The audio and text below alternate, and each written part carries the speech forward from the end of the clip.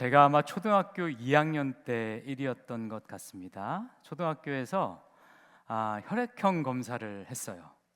혈액형 검사를 하는데 그 전에 양 부모님의 혈액형을 먼저 알아오게 하더라고요. 그리고 그 부모님에게서 나올 수 있는 자녀의 모든 혈액형을 알려줬어요. 그러고 나서 검사를 했어요. 이 검사를 하는데 이게 뭐라고 떨리더라고요. 그래서 혹시 나는 다리 밑에서 주워 나인 아닐까? 이런 마음이 좀 들었었어요.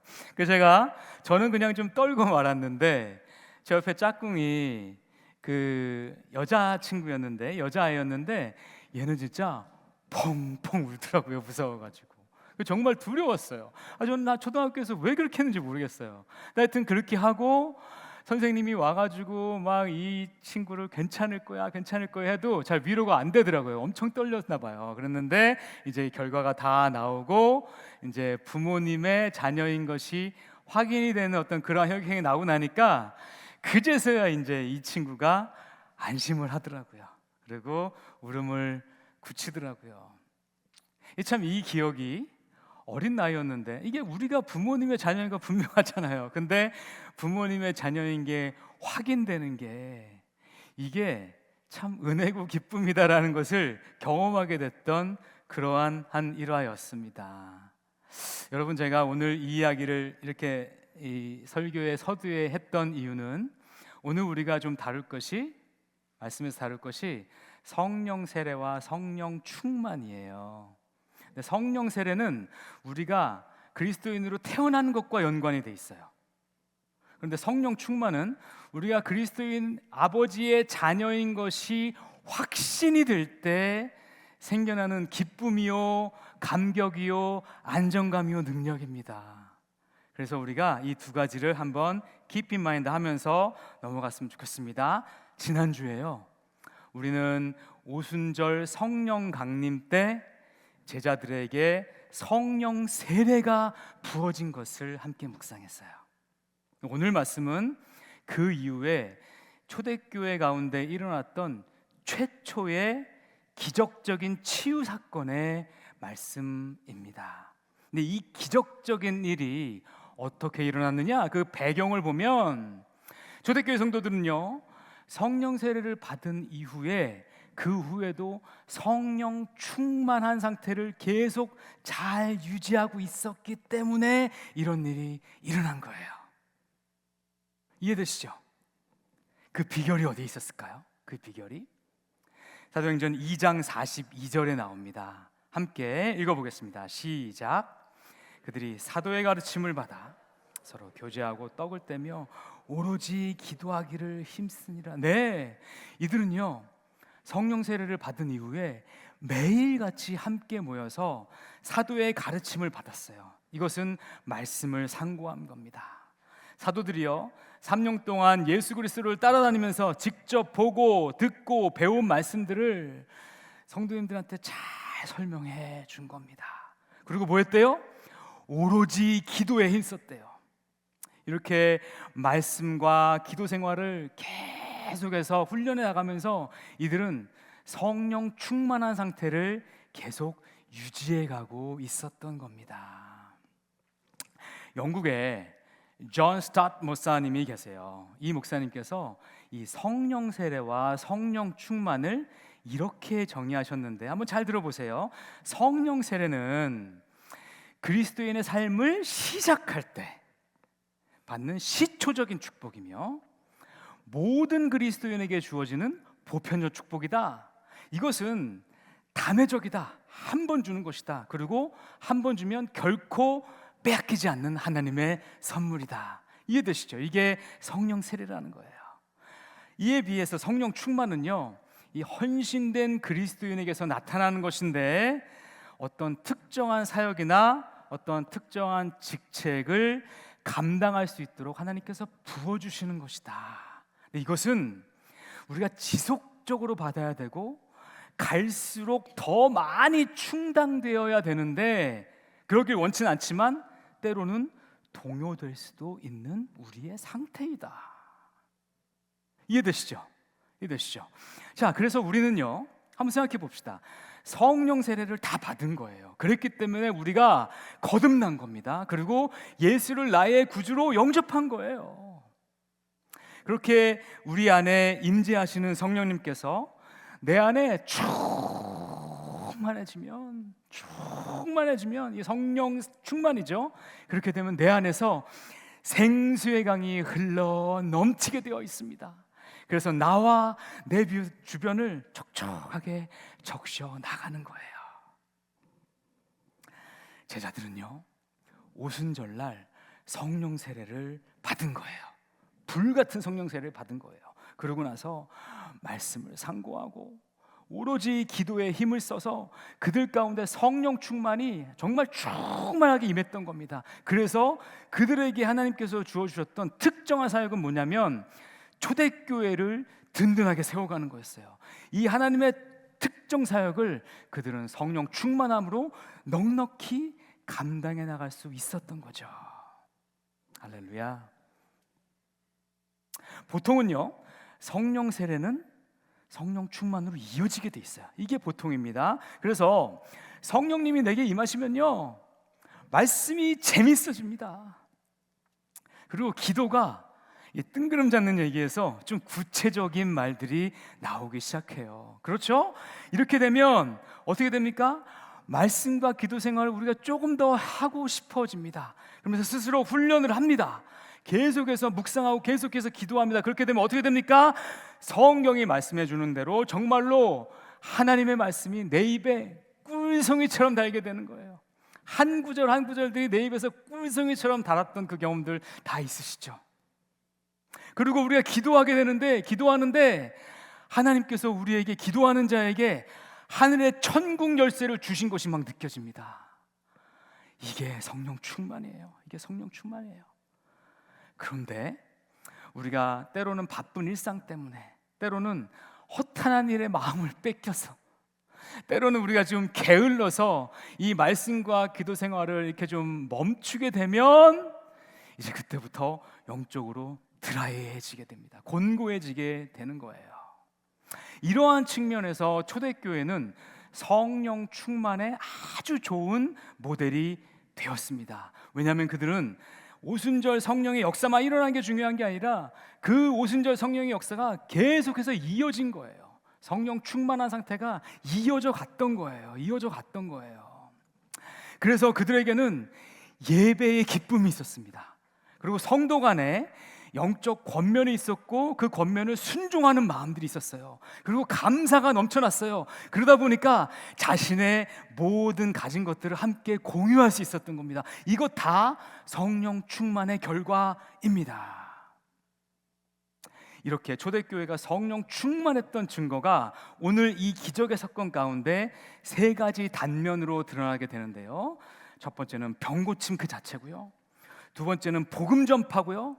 그 다음은 그들이 담대한 증인이 된 것입니다. 하나씩 저와 함께 살펴보도록 하겠습니다. 첫 번째는 병 고침입니다. 그러니까 기적적 치유 사건을 경험하게 된 것이죠. 이는요, 베드로와 요한이 성전 미문으로 올라가고 있는데 그 미문 가운데 구걸하고 있었던 한 병자를 일으켜 세웠던 사건입니다. 다 아시죠? 이 사건은요, 예수님이 아니라 성령 충만한 제자들에 의해서도 이러한 기적적 치유 사건이 일어난다는 데 큰 의미가 있고요. 또한 이 사건으로 말미암아서 예루살렘 가운데 또한 이 초대교회 가운데 선한 영향력들이 많이 일어났습니다. 그러니까 예루살렘 사람들이 많이 교회로 신앙 가운데로 오게 된 거예요. 그리고 초대교회는 이 탄압과 박해에도 불구하고 계속해서 성장해 나갈 수 있었던 겁니다. 이 사건의 배경은 이렇습니다. 오늘 말씀 첫 구절이 이렇게 시작합니다. 제9시 기도 시간에. 제9시는요, 요즘 말로 하면 오후 3시예요. 근데 오후 3시가 기도 시간이래요. 그러니까 정해진 기도 시간인 거예요. 유대인들은 이 시간에 성전에 모여서 기도했어요. 자, 그리고 그때 베드로와 요한이 예루살렘 성전으로 기도하러 올라갑니다. 그러니까 정해진 장소가 있었던 것이죠. 성도 여러분, 이렇게 성경에 기도의 어떤 정해진 시간과 장소를 특별히 이렇게 언급하는 것은요, 그게 의미가 있다는 뜻이에요. 그게 의미가 있다는 뜻이에요. 그러니까 제자들은 성령 세례를 받은 이후에 무시로도 기도했을 거예요. 계속적으로 기도했을 거예요. 끊이지 않고 기도했을 거예요. 동시에 그들은 시간과 장소를 정해놓고도 기도했던 거예요. 이렇게 정해진 시간과 장소에 기도를 하면, 그러면 하나님과의 친밀도가 달라집니다. 하나님의 임재하심이 더욱더 선명하게 느껴집니다. 왜 그렇습니까? 하나님께서 우리가 그렇게 시간과 장소를 구별해서 드린 것을 기뻐 받으셨기 때문입니다. 그래서 제자들이 이렇게 구별된 기도를, 거룩한 기도를 하나님께 반복적으로 드리고 있을 때 이 기적이 일어난 거예요. 성도 여러분, 여러분의 삶 가운데도 이런 기적이 필요하십니까? 그렇다면 시간과 장소를 정해서 기도하시기를 권면드립니다. 자, 그렇게 해서 베드로와 요한이 성전에 올라가고 있었어요. 성전에 올라가고 있었어요. 그러다가 한 거린과 마주치게 됐는데, 그 거린을 성경은 나면서 못 걷게 된 병자, 이렇게 표현을 하네요. 나면서는요, 이게 원어적으로 보니까 모친의 태에서부터라는 뜻이에요. 그러니까 모친의 태에서부터 이 사람은 걷지 못하는 사람이었던 거예요. 그렇게 태어난 거예요. 그래서 이 사람은 평생 한 번도 걸어본 적이 없는 사람인 거예요. 이 사람의 이러한 miserable한 그러한 상태를 2절이 잘 설명하는데, 저와 함께 읽어보겠습니다. 시작. 나면서 못 걷게 된 이를 사람들이 메고 오니.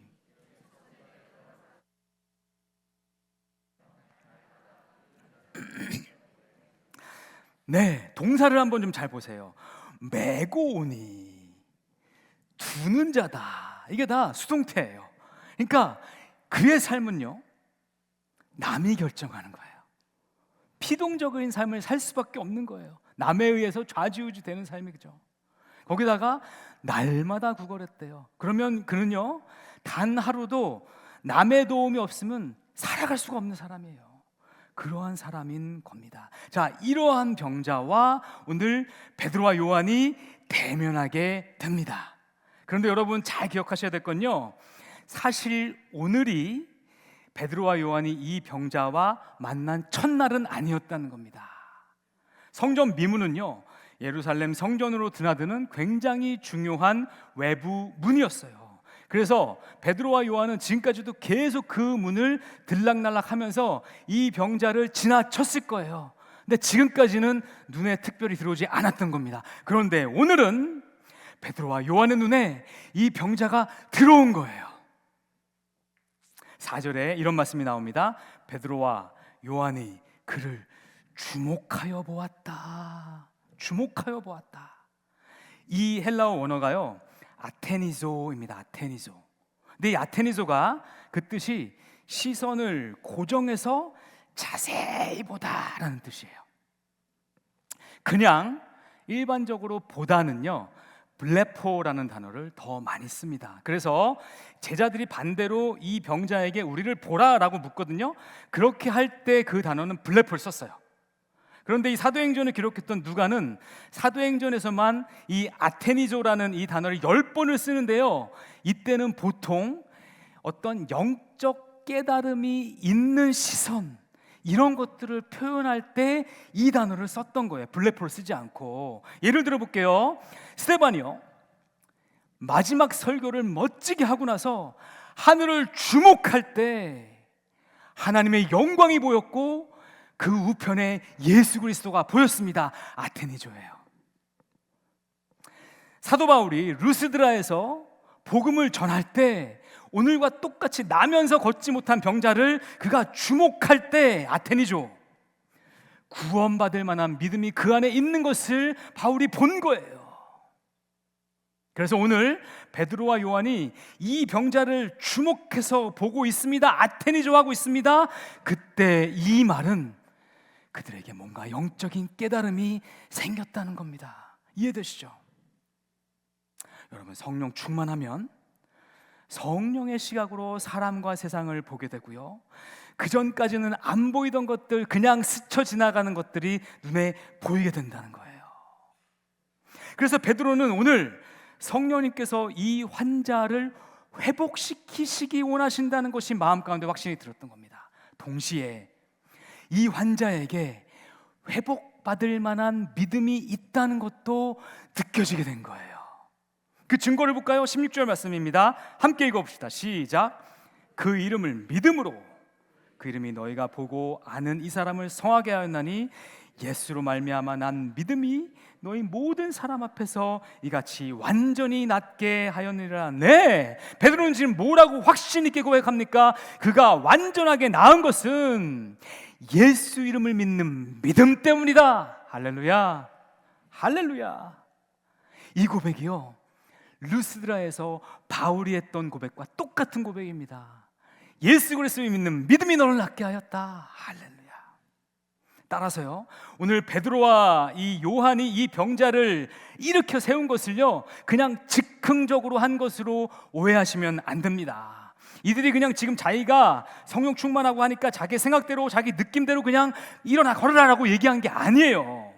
성령님께서 제자들 가운데 지금 이 병자에게 역사하기 원하신다는 것을 내면 가운데 확신을 준 거고, 그것을 깨달은 거예요. 이게 뭡니까? 영적 분별력입니다. 이 영적 분별력은요, 성령 충만의 큰 축복이자 열매입니다. 우리가 영적으로 민감해지면 영이신 하나님께서 주시는 세밀한 음성과 뜻을 우리가 분별할 수 있게 됩니다. 그러면 그렇게 우리가 분별력을 갖고 자신 있게 나아가게 되는 거죠. 이거를 우리는 영적 담대함이라고 표현할 수 있어요. 그래서 영적 담대함은요, 성령의 확신을 쫓아가면서 담대히 나가는 거예요. 그래서 이것은 신중합니다. 그리고 내가 뭘 할 수 있고 뭘 할 수 없는지 명확하게 구분할 수 있어요. 이와 반대되는 개념은 영적 무모함입니다. 이것은요, 성령의 확신 없이 내 기분으로, 자기 기분으로 자신감만 앞서는 것을 영적 무모함이라고 하는 거예요. 그래서 우리 주변에 정말 어려운 일이 닥쳤는데 정말 하나님 앞에 전심으로 기도도 해보지도 않고 그냥 무조건 될 거야, 하나님이 해주실 거야 라고 큰 소리 치는 것, 이것은 영적 무모함일 가능성이 높아요. 베드로는 영적 담대함을 가지고 이 치유 사역을 한 겁니다. 그 증거가 6절에 나옵니다. 함께 같이 읽어보도록 하겠습니다. 시작.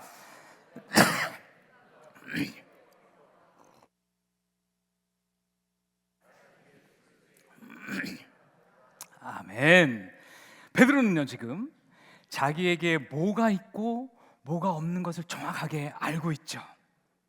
그에게는 은과 금은 없습니다. 그러나 그에게는 나사렛 예수의 이름이 있습니다. 그리고 그 나사렛 예수 이름에 권능이 있는 것도 그가 압니다. 그래서 그 이름을 의지해서 일어나 걸으라 했더니 평생 불구였던 그 자가 벌떡 일어난 겁니다. 할렐루야. 7절 8절 말씀 함께 읽도록 하겠습니다. 오른손을 잡아 일으키니 발과 발목이 곧 힘을 얻고 서서 걸으며 그들과 함께 성전으로 들어가면서 걷기도 하고 뛰기도 하며 하나님을 찬송하니. 성도 여러분, 생각해 보세요. 이분이 40여 년 동안 이렇게 살았대요. 이 평생을 이렇게 살았던 자가, 평생을 성전 미문 밖에서 있었던 자가 얼마나 성전 안에 들어가 보고 싶었겠어요. 불구자는 성전 안에 들어가지 못하잖아요.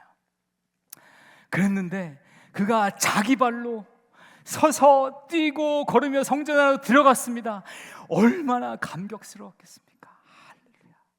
이 하나님의 역사입니다.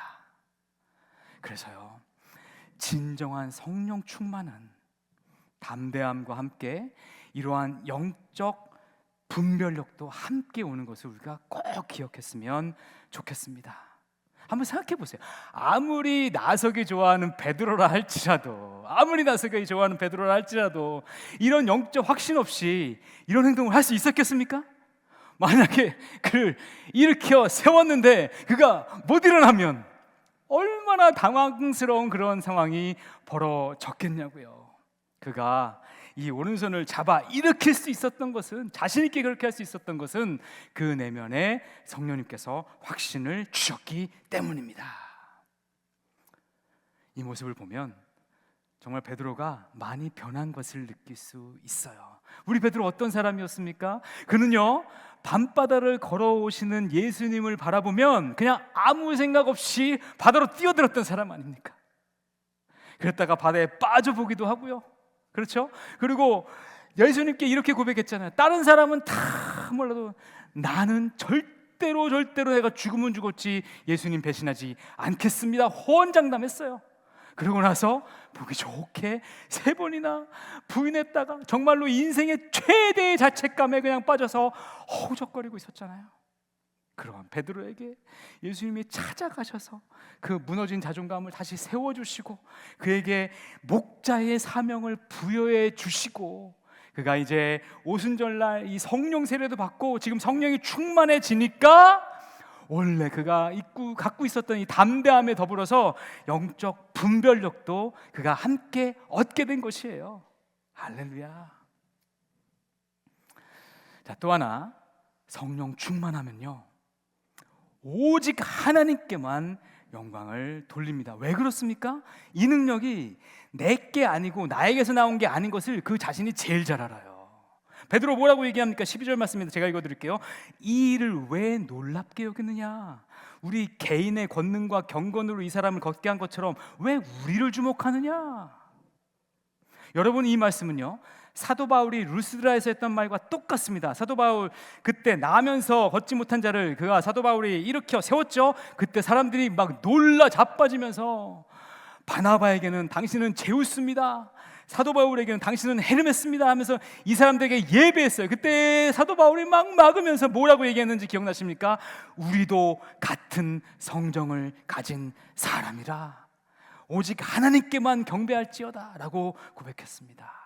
그래서 제자들이 성령 충만했던 이 증거는 그들이 오직 하나님께만 영광을 돌린 이 모습에서도 우리가 확인할 수 있는 겁니다. 이게 성령 충만의 증거인 거예요.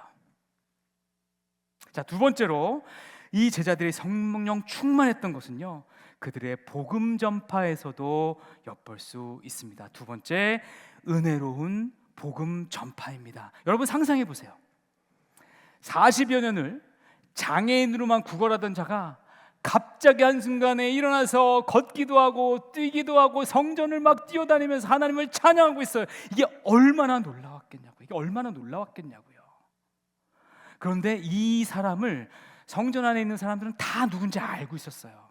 그러니까 이 일이 굉장히 큰 일이 됐고, 그래서 많은 사람들이 솔로몬 행각으로 모이게 된 거예요. 이 사람들이 많이 모이게 되니까 베드로가 이 사람들을 대상으로 아무도 요청하지도 않았는데 설교하기 시작합니다.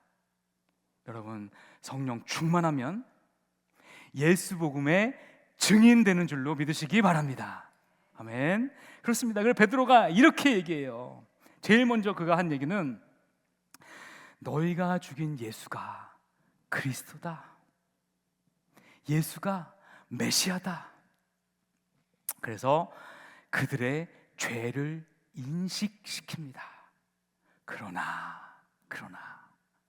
그 예수를 우리 하나님께서 다시 살리셨다. 우리가 그 증인이다. 부활의 증인이다. 그러므로 회개하라. 그래서 이 메시지의 핵심은 회개하는 것에 방점이 찍혀져 있습니다.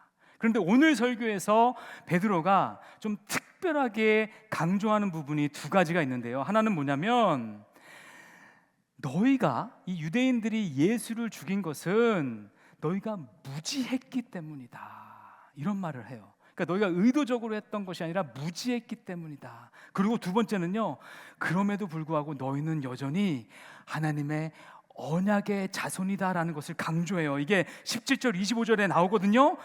베드로가 오늘 설교에서 이러한 부분을 강조하는 목적이 뭘까요? 그것은 오늘 그의 설교가, 그 목적이 정죄함에 있는 것이 아니라 회개함에 있기 때문입니다. 우리 하나님은요, 우리를 정죄하는 분이 아니세요. 정죄하는 건요, 사단이 잘하는 거예요. 사단의 주무기인 거예요. 우리 하나님은요, 죄인이 한 명이라도 회개해서 구원에 이르기를 간절히 원하시는 우리 아버지이십니다. 믿으십니까? 아멘. 베드로의 설교는 이러한 아버지의 마음이 정확하게 전달되고 있잖아요. 그 결과 오늘 베드로의 말씀을 듣고 믿은 남자만 5,000명에 이른대요. 아니, 오순절 날도 3,000명밖에 안 믿었는데 오늘 5,000명이 믿는 놀라운 역사가 일어났다니까요. 이렇게 놀라운 영혼 구원의 역사가 일어난 것은요, 두 가지가 합쳐졌기 때문입니다. 하나는 이 병고침의 기적과 두 번째는 성령 충만한 은혜로운 이 메시지가 잘 연합되었기 때문입니다. 기적을 통해서는 하나님 나라의 권능이 드러나고요, 복음 전파를 통해서는 하나님 나라가 이 땅 가운데 임합니다. 그래서 기적은 하나님 나라의 권능을 가져오고, 이 복음은 하나님 나라의 임재를 불러옵니다. 이것이 합쳐지는 것이 사도행전이 증거하고 있는 성령의 역사입니다. 자, 세 번째로요, 제자들이 세상이 감당치 못하는 증인이 됩니다. 세상이 감당치 못하는 증인이 됩니다. 자, 예루살렘 성에서 이런 일들이 일어났어요. 그러니까 유대의 종교 지도자들도 무슨 일이 있는지 몰려들었겠지 않겠습니까? 근데 그들 가운데 사두개인들도 섞여 있었어요. 여러분, 사두개인들은요, 그때 당시에 제사장들도 많았고 종교 지도자들도 많았어요. 그러니까 사회 유력자들입니다. 근데 그들의 특징은 뭐냐면 부활을 믿지 않고 인정하지 않습니다. 그렇죠? 그런데 아까 전에 베드로가 설교하던 중에 예수가 죽은 자 가운데 부활했다는 내용이 나오지 않습니까? 이 내용을 사두개인들이 싫어한 거예요. 그래서 그들은 자신들에게 있는 권력을 이용해서 베드로와 요한을 잡아서 가둡니다. 그리고 그 다음날 이튿날이 되었을 때 그들을 가운데 세워놓고 이제 이들을 다 같이 모여서 신문하는데요, 그들에게 물었던 그 첫 번째 질문이 뭐냐면, 너희가 도대체 무슨 권세와 누구 이름으로 이런 일을 행하느냐라고 묻는 거예요. 이 말은요, 제자들아, 성전 주인은 우리야. 성전은 우리 권한 아래 있어. 그런데 너희가 우리한테 허락도 받지 않고 이런 일을 어떻게 하는 거냐? 라고 묻는 거예요. 그런데 이렇게 따지는 사람들이 당시 기준으로는 최고의 유대 권력자들이었어요. 그러니까 제자들은 이 상황만 보면 굉장히 위축될 수밖에 없는 상황이 맞아요. 그런데 놀랍게도 이들은 전혀 위축되지가 않습니다. 전혀 위축되지가 않아요. 그 이유를 사도행전 4장 8절은 이렇게 설명합니다. 함께 읽어볼까요? 시작. 이에 베드로가 성령이 충만하여 이르되, 성령이 충만했던 게 비결입니다. 성령이 충만하면요, 하나님이 싫어하는 행동을 보면 속에서 거룩한 분노가 일어납니다. 경험해 보셨어요? 속에서 거룩한 분노가 일어나요. 그리고 성령이 충만하면 세상의 권세에 눌리지 않습니다. 왜 그렇습니까? 내 안에 창조주 하나님의 권세가 있는 것이 내가 느껴지는데요. 그래서 베드로가 담대하게 대답하는 것을 한번 보십시오. 이 병자가 구원받은 것은 예수 그리스도의 이름으로 된 것이다. 할렐루야. 담대하게 얘기합니다. 그리고 더 나아갑니다. 베드로는 이들에게도 복음을 전해요. 그래서 너희가 죽인 예수를 우리 하나님께서 살리셨다. 그리고 예수 외에는 구원의 다른 길이 없다라고 담대하게, 너무나 유식하게, 자신 있게 유대인들에게 복음을 전하니까 오히려 이들을 신문하고 있던 유대인들이 움찔하게 됩니다. 오히려 베드로에게 압도당하는 사건이 일어나게 된 거예요. 이게 뭡니까? 성령의 반전의 역사입니다. 그리고 베드로 옆에는요, 지금 기적의 증인, 이 병자였던 이 사람이 옆에 있어요. 그러니까 유대인들도 이 증인이 너무 옆에 있으니까 뭐라고 얘기하기가 애매한 상황이 된 거예요. 그래서 이제 종교 지도자들끼리 자기네들끼리 모여서 상의를 합니다. 이걸 어떻게 해야 되냐? 그러면서 이제 막 겨우 해가지고 이제 그들에게 고작 할 수 있었던 것은 이렇게 경고하고 위협한 거예요. 너희 앞으로 예수 이름으로 말하지도 말고 가르치지도 말라라고 경고하고 위협하고 끝을 내요. 궁색하죠. 다른 방도가 없었어요.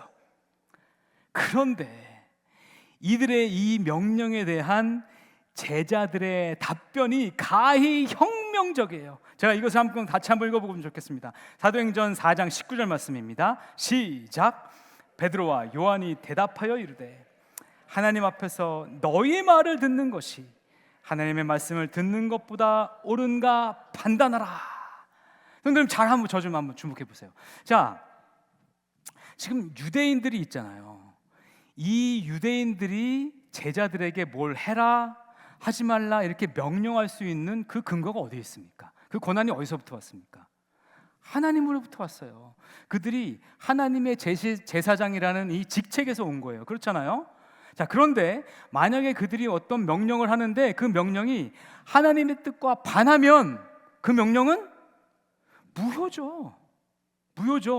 그 명령의 권한이 근원이 없어지잖아요.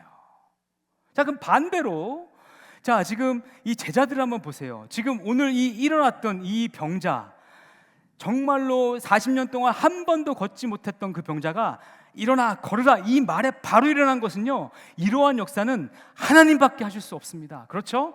그런데 이러한 역사가 어떻게 일어났습니까? 누구 이름으로 일어났습니까? 예수 이름으로 일어났습니다. 그러면 예수 이름이 증거되는 것이 하나님 뜻이잖아요. 베드로는 이걸 딱 분별한 거예요. 구분한 거예요. 그러면서 이렇게 얘기하는 거죠. 너희 명령은 무효다. 왜? 근거가 없지 않냐? 우리가 예수 복음 전하는 것은 하나님 뜻이다. 왜? 여기 증인이 있지 않냐? 그러니 너희가 스스로 재판장이라고 하지 않냐? 재판장 스스로 무엇이 옳은지 판단하라. 와, 저는 이거 보면서 마치 법정 영화 보는 것 같았어요. 아니, 베드로가 이렇게까지. 여러분, 한국 프로그램 중에 우리 아이가 달라졌어요 있죠? 우리 베드로가 달라졌어요. 달라져도 너무 달라졌습니다. 뭐가 이렇게 다르게 만들었습니까? 성령 충만입니다. 베드로가 성령 충만할 때 지혜의 근원이신 하나님께서 그에게 이 말을 넣어주신 겁니다. 할렐루야, 할렐루야. 말씀을 좀 정리해 볼게요. 오늘 우리가 세 사건을 봤는데 이 사건을 꿰뚫는 어절이 있습니다. 프레이즈가 있어요. 그게 뭐냐면 성령이 충만하여, 성령이 충만하여입니다. 베드로와 요한은 성령이 충만하여 병자를 주목했고 아테니소, 그리고 그에게 기적을 베풀었습니다. 베드로와 요한은 성령이 충만해서 모여있는 유대인들에게 담대하면서도 은혜롭게 예수 복음을 전했고요. 그래서 5,000명이 회심했습니다. 베드로와 요한은 성령이 충만해서 이 세상 권세자들 앞에서도 그들이 감당치 못하는 예수의 증인이 되었습니다. 할렐루야. 그리고 그들이 풀려났어요. 그래서 성도들과 함께 모여요. 그래서 모이자마자 그들이 다시 기도합니다. 뭐라고 기도했는지 아십니까?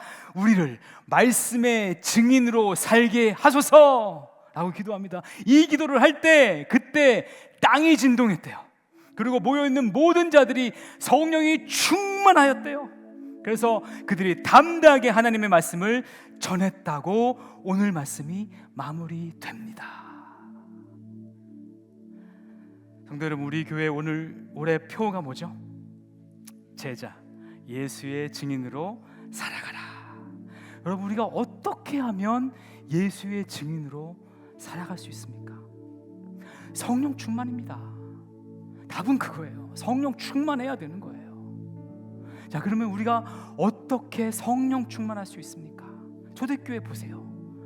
말씀을 상고하고 오로지 기도에 힘쓰는 거예요. 이 단순한 진리에 답이 있는 겁니다. 그러면 우리도 베드로와 같이 세상을 이겨나가는, 세상이 감당치 못하는 예수의 증인 될 줄로 믿습니다. 이 말씀 부여잡고 하나님께서 우리에게 허락하신 그 삶의 환경과 여건 가운데서 담대한 예수의 증인으로 살아나가시는 저와 여러분 되시기를 주님의 이름으로 축원드립니다. 우리 함께 찬양하시겠습니다.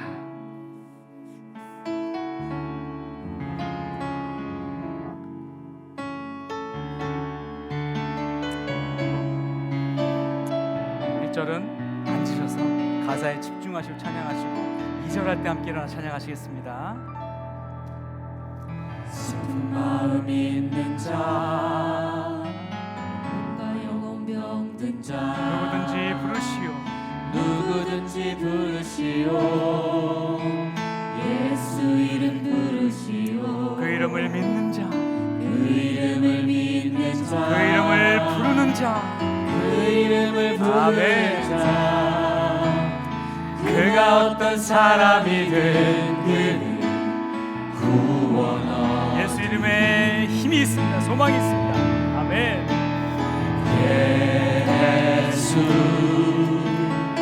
예수 오 능력의 그 이름 예수 나 외쳐 부르네.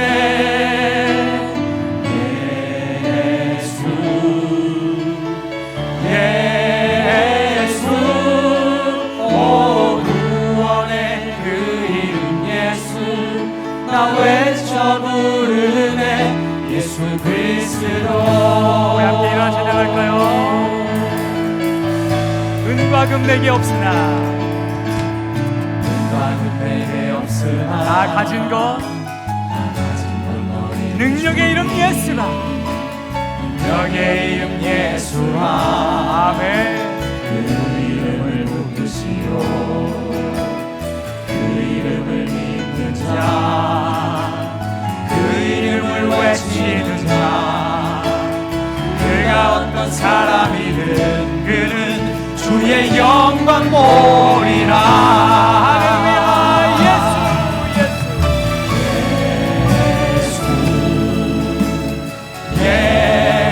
예수 오 능력의 그 이름 예수 나 외쳐 부르네.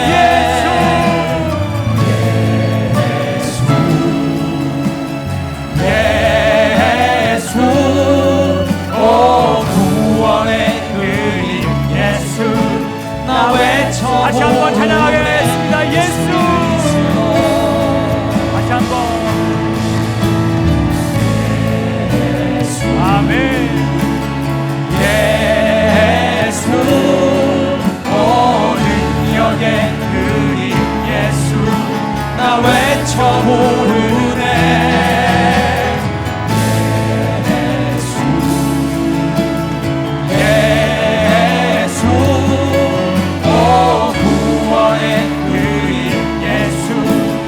외쳐 부르네. 예수 그리스도.